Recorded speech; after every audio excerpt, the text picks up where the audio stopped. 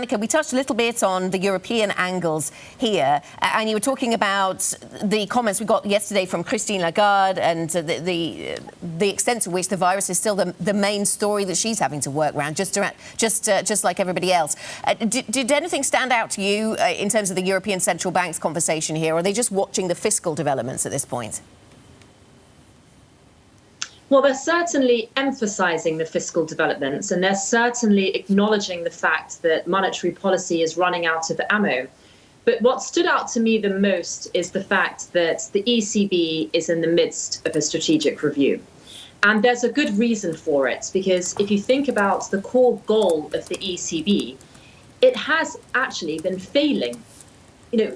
Core inflation has been nowhere near the 2% target, whilst deposit rates are at an all-time low. And don't forget, deposit rates were at minus 0.5% pre-pandemic. The pandemic approach of 1.85 trillion euros of asset purchases has still not been able to move the needle from an inflation perspective. We're still in negative territory. It's been 10 years of stagnation. And I think what adds to the problem, which is what Lagarde has been quite outspoken about, is the appreciation of the euro.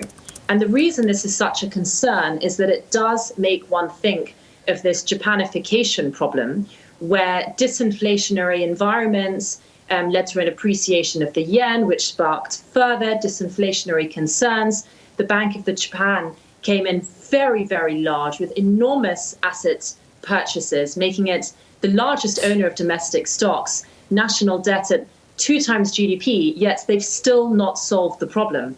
And I think this is the crux of which the ECB is trying to address, because I think it's quite simply in a catch-22. Anything it does is being dwarfed by the Fed, and currency is obviously a relative game.